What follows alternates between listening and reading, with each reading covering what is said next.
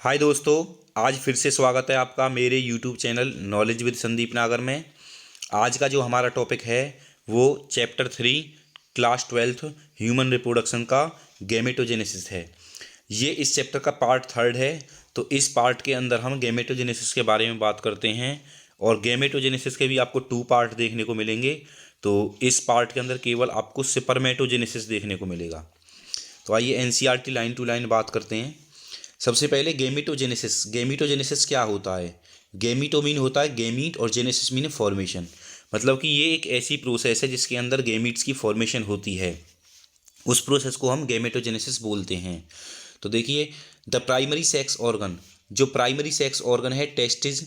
Testis primary sex organ male के अंदर होता है और ovaries primary sex organ female के अंदर होता है। तो टेस्टिस और ओवरीज के बारे में हम पहले 2 पार्ट में कंप्लीटली बात कर चुके हैं, जिसमें मैंने मेल रिप्रोडक्टिव सिस्टम और फीमेल रिप्रोडक्टिव सिस्टम दोनों कराए हुए हैं। तो वहाँ पे आप अगर टेस्टिस और ओवरीज के बारे में पढ़ना चाहते हैं तो वहाँ पे कंप्लीटली आप वहाँ पे पढ़ सकते हो। तो देखिए, यहाँ पे जो प्राइमरी सेक्स ऑर्गन है, मेल के अंदर टेस्टिस होता है, फीमेल के अंदर ओवरीज होते हैं। तो ये क्या काम करते हैं? इन दोनों का काम होता है गैमीट प्रोड्यूस करना।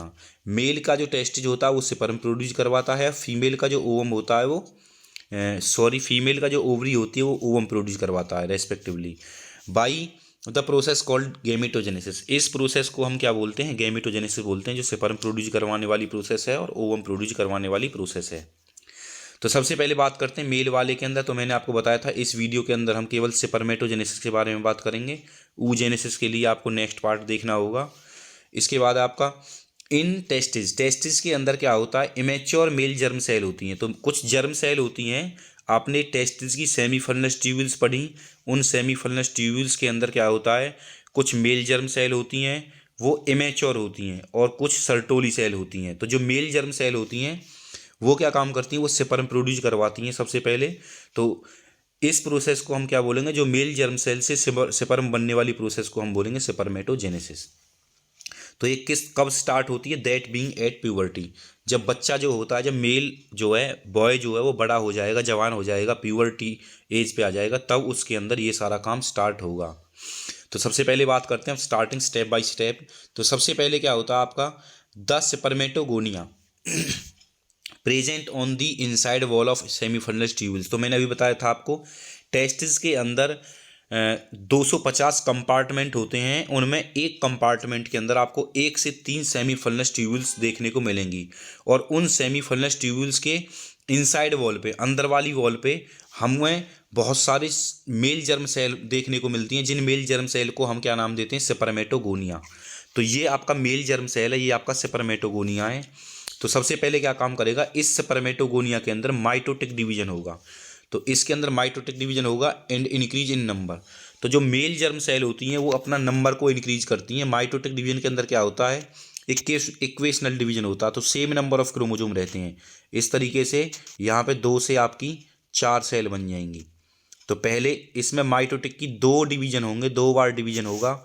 एक बार यहाँ पे डिवीजन देखने को मिला आपको, ये माइटोटिक की फर्स्ट स्टेज है, और यहाँ पे सेकंड माइटोटिक देखने को मिलेगा।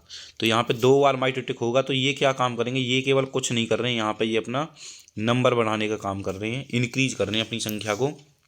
कौन? स्पर्मेटोगोनिया।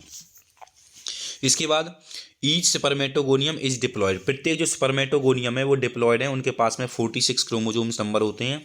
क्योंकि यहाँ पे हम बात करेंगे 46 नंबर ऑफ क्रोमोजोम कैसे हैं।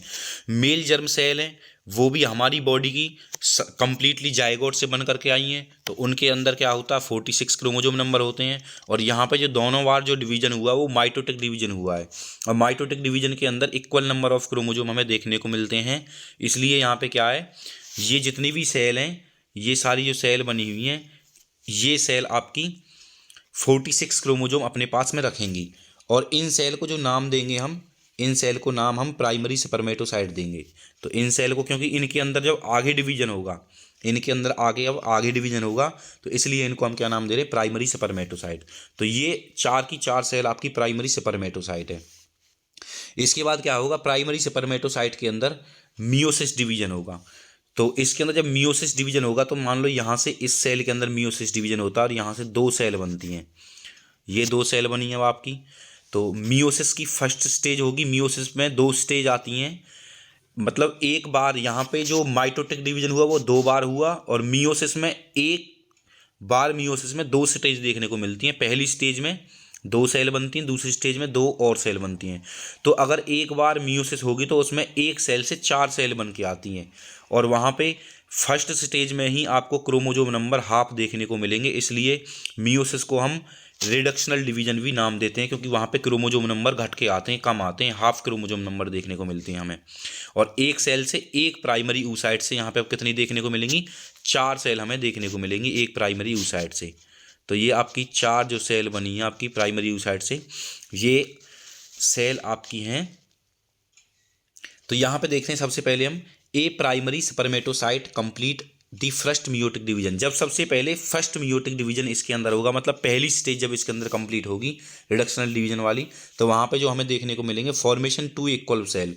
तो जैसे अब यहाँ पे फर्स्ट जो डिवीजन हुआ तो यहाँ पे आपको 2 सेल देखने को मिली, एक ये वाली सेल, एक ये वाली सेल। तो इन दोनों सेल के अंदर जो रिडक्शनल डिवीजन हुआ, मतलब क्रोमोजोम नंबर कितने हो गए, हाफ हो गई। तो इन दोनों सेल के अंदर जो क्रोमोजोम नंबर देखने को मिलेंगे हमें 23 क्रोमोजोम नंबर देखने को मिलेंगे। इसलिए इन सेल को हम हैप्लॉइड सेल नाम देते हैं, क्योंकि सिंगल नंबर ऑफ क्रोमोजोम को हैप्लॉइड बोलेंगे और डबल नंबर ऑफ क्रोमोजोम को हम क्या नाम बोलेंगे, डिप्लॉइड। और इन सेल को जो नाम देंगे वो नाम देंगे हम सेकेंडरी स्पर्मेटोसाइट। तो ये सेल आपकी सेकेंडरी स्पर्मेटोसाइट है, जिनके पास में आपके 23 क्रोमोजोम होते हैं। इसके बाद आपका secondary spermatocyte undergo the second meiotic division. अब सेकेंडरी स्पर्मेटोसाइट के अंदर सेकेंड मियोटिक डिवीजन होगा, और सेकेंड मियोटिक डिवीजन क्या काम करेगा, ये 4 सेल बनवा देगा। भाई 2 सेल है, 2 सेकेंडरी स्पर्मेटोसाइट है, तो ये आपके 4 सेल बनाएंगे, और ये आपके यहाँ पे आपके 4 सेल आपको देखने को मिल रहे हैं। इसके बाद आपका तो जो चारों सेल हुई वो सारे चारों के चारों सेल 4 इक्वल सेल होंगी और हैप्लॉइड सेल होंगी, और इनको जो नाम देंगे, इन सेल को नाम देंगे स्पर्मेटिड्स। तो जो चारों सेल बनी है आपकी नीचे की तरफ, ये चारों सेल बनी है, इन चारों सेल को हम स्पर्मेटिड बोलेंगे। Next, what would be the number of chromosome in spermatid. तो स्पर्मेटिड के अंदर अगर हम क्रोमोजोम नंबर को देखें तो क्या होना चाहिए स्पर्मेटिड के अंदर जो क्रोमोजोम नंबर होते हैं। तो अभी आपको पता है स्पर्मेटिड के अंदर कितने क्रोमोजोम नंबर थे, 23 क्रोमोजोम नंबर स्पर्मेटिड के अंदर हमें देखने को मिले। The spermatid are transform into spermatozoa. तो स्पर्मेटिड क्या काम करते हैं, स्पर्मेटिड जो केवल सेल है, इस तरीके की सेल है आपकी स्पर्मेटिड। जब स्पर्मेटिड के अंदर ये इस तरीके की टेल लग जाएगी, और बीच वाला जो पार्ट बन जाएगा इसके अंदर मिडिल पोर्शन, टेल लगने वाला पोर्शन, तो इसको हम जो नाम देंगे वो नाम देंगे स्पर्म, या फिर देंगे स्पर्मेटोजोआ। और जो इसमें टेल लगने वाली जो प्रोसेस होती है उस प्रोसेस को हम बोलते हैं स्पर्मियोजेनेसिस। तो स्पर्मेटिड से स्पर्म बनने वाली प्रोसेस को हम स्पर्मियोजेनेसिस बोलेंगे। और स्पर्मियोजेनेसिस के बाद में क्या होता है, जो स्पर्म होते हैं वो embedded in the Sertoli cell, Sertoli cell के साथ में एम्बेडेड हो जाता है। जैसे आपको यहाँ पे दिख रहा है, ये जो स्ट्रक्चर दे रखा है आपका, ये सेमीफिलस ट्यूब्यूल्स की इनसाइड वॉल है, ये वॉल है, ये अंदर वाला पोर्शन है, ये आपका अंदर वाला पोर्शन है सारा। तो यहाँ पे ये जितनी भी सेल लगी हुई जहाँ पे मैंने मार्क किया, ये मेल जर्म सेल है। यहाँ पे मेल जर्म सेल अपना नंबर बना रही हैं, प्राइमरी स्पर्मेटोसाइट बना रही हैं, फिर सेकेंडरी स्पर्मेटोसाइट बना रही हैं। और यहाँ पे ये सर्टोली सेल है आपकी, अभी मैं रेड कलर से करने वाला हूँ। यहाँ पे ये वाली जो है वो सर्टोली सेल है, और आप देख रहे हो सर्टोली सेल के साथ में स्पर्म एम्बेडेड हो चुका है। तो जैसे ही स्पर्म एम्बेडेड होगा तो सर्टोली सेल के साथ में एम्बेडेड होगा, क्योंकि उसको सर्टोली सेल से अपना न्यूट्रिशन लेना है। And are finally released from seminiferous tubules, और लास्ट में वो सेमीफिलस ट्यूब्यूल से रिलीज कर दिया जाएगा, बाहर छोड़ दिया जाएगा। और जो रिलीज करने वाली प्रोसेस है उसको हम बोलेंगे स्पर्मिएशन। तो इस तरीके से आपका स्पर्म के अंदर स्पर्मेटोजेनेसिस कंप्लीट प्रोसेस होती है।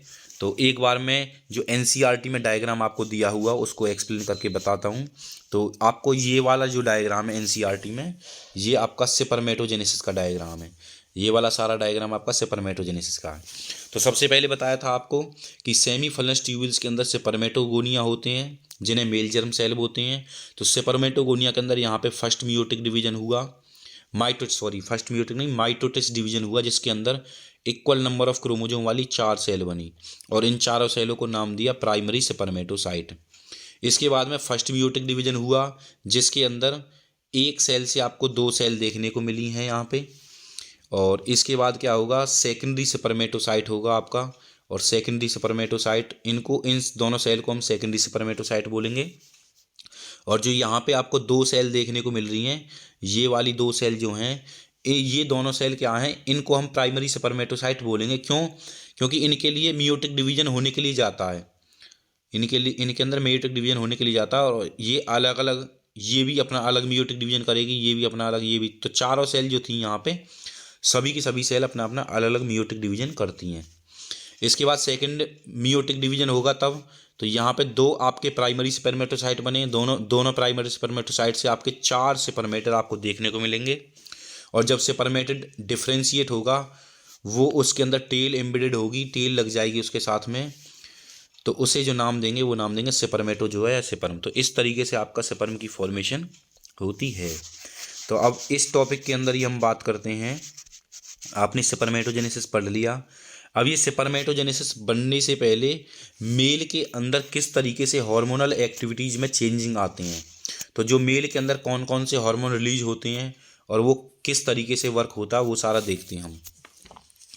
तो spermatogenesis start at the age of puberty due to significance increase in the secretion of gonadotropin releasing hormone GnRH।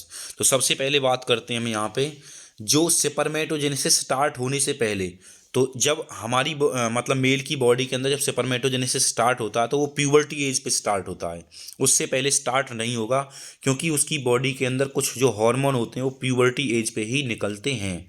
जैसे कि मैं यहाँ पे आपको बताऊँ, सबसे पहले कौन सा हार्मोन रिलीज होता है, तो हमारी बॉडी की सारी एक्टिविटी को देखने वाली हमारी बॉडी ब्रेन के अंदर एक ग्लैंड होती है जिसको हम बोलते हैं हाइपोथैलेमस ग्लैंड। तो मान लो मैंने ये हाइपोथैलेमस ग्लैंड है हमारी, और ये हाइपोथैलेमस ग्लैंड क्या काम करेगी आपकी, यहाँ से ये हाइपोथैलेमस ग्लैंड सबसे पहले एक हार्मोन रिलीज करेगी जिस हार्मोन का नाम है GnRH। तो हाइपोथैलेमस ग्लैंड ने GnRH हार्मोन रिलीज किया। GnRH का मतलब क्या है, गोनेडोट्रोपिन रिलीजिंग हार्मोन। तो यहाँ पे हाइपोथैलेमस ग्लैंड ने गोनेडोट्रोपिन रिलीजिंग हार्मोन रिलीज किया, तो ये लिखा हुआ आपका हाइपोथैलेमिक हार्मोन, इसको हम हाइपोथैलेमिक हार्मोन भी बोलेंगे। और the increased level of GnRH act as anterior pituitary gland, जब इसका GnRH का लेवल इंक्रीज हो जाएगा, जो हाइपोथैलेमिक ग्लैंड है वो दो टाइप के हार्मोन रिलीज करती है, जब उसको रिलीज करवाना होता है हार्मोन तो उसे बोलते हैं GnRH गोनेडोट्रोपिन रिलीजिंग हार्मोन, और जब उसे बॉडी का कोई भी हार्मोन रुकवाना होता तो वो छोड़ दिए GnIH गोनेडोट्रोपिन इनहिबिटरी हार्मोन। तो ये क्या काम करेगा, गोनेडोट्रोपिन रिलीजिंग जो हार्मोन है वो ये हाइपोथैलेमस से निकला, ये पहुंचेगा आपका एंटीरियर पिट्यूटरी के पास में। तो ये आपका एंटीरियर पिट्यूटरी है, पिट्यूटरी का एंटीरियर पोर्शन है, और एंटीरियर पोर्शन से दो हार्मोन रिलीज होंगे, जिन दोनों हार्मोन का नाम है, एक हार्मोन का नाम LH होगा और एक है आपका FSH। तो ये मेल के अंदर हो रही है एक्टिविटी, जैसे ही लड़का जवान हुआ तो उसकी बॉडी से GnRH हार्मोन रिलीज हुआ कि भाई बच्चा जवान हो चुका है। GnRH हार्मोन इन्फॉर्मेशन देगा केवल पिट्यूटरी के अंदर, पिट्यूटरी के पास जाकर के कि भाई अपना LH और FSH सीक्रेशन स्टार्ट कर। LH का मतलब क्या होता है, तो वहाँ पे दो गोनेडोट्रोपिन हार्मोन रिलीज होते हैं। LH का मतलब ल्यूटिनाइजिंग हार्मोन और FSH का मतलब फॉलिकल स्टिमुलेटिंग हार्मोन। LH जो होता है वो क्या काम करता है, LH act as Leydig cells and stimulates synthesis and secretion of androgen. LH Leydig cell पे एक्ट करेगा, और लीडिंग सेल के अंदर जैसे ही लीडिंग सेल पे एक्ट करेगा तो लीडिंग सेल क्या काम करेंगी, वहाँ से एक हार्मोन छोड़ेंगी जिस हार्मोन का नाम है एंड्रोजन। और एंड्रोजन हार्मोन क्या काम करता है, एंड्रोजन हार्मोन मेल की बॉडी के अंदर जितनी भी चेंजिंग होंगे, जो प्राइमरी चेंजिंग होते हैं, जैसे ऑर्गन का डेवलपमेंट होना, मुंह पे दाढ़ी मूंछ आ जाना, ठीक है, जो स्किन है वो ऑयली हो जाना, आवाज़ भारी हो जाना, वो सारे जो करेक्टर चेंज करवाएगा वो androgen hormone character change. Androgen जो हार्मोन है वो करेक्टर, बॉय के करेक्टर को सारे को चेंज करवाता है। इसके बाद आपका androgen in turn stimulate the process of spermatogenesis. जब एंड्रोजन जो होगा बाद में, एंड्रोजन क्या काम करेगा, वो स्पर्मेटोजेनेसिस पे भी वर्क करेगा, उसको भी स्टिमुलेट करवाएगा, उसको भी नियमित करवाएगा। इसके बाद आपका FSH act on Sertoli cell. तो आपका LH ने तो लीडिंग सेल पे एक्ट किया, वहाँ से एंड्रोजन हार्मोन निकलवाया, और एंड्रोजन हार्मोन ने स्पर्मेटोजेनेसिस किया और बॉडी के बहुत सारे ऑर्गन को डेवलप करवाया। और FSH ने क्या काम किया, सर्टोली सेल पे एक्ट किया, और सर्टोली सेल पे एक्ट करने के बाद में वो स्टाइमुलेट करता है secretion of some factor which help in process of spermiogenesis. तो जो स्पर्मियोजेनेसिस प्रोसेस के साथ में कुछ जो फैक्टर रिलीज होते हैं उन फैक्टर को सीक्रेट करवाने में हेल्प करता है, जो कि स्पर्म की फॉर्मेशन करवाने में हेल्प करते हैं। आई होप आपको स्पर्मेटोजेनेसिस अच्छे से समझ में आ गया होगा। और आपका जो नेक्स्ट टॉपिक होगा, नेक्स्ट वीडियो में हम सबसे पहले स्पर्म के बारे में बात करेंगे, उसके बाद में आपको oogenesis पार्ट देखने को मिलेगा।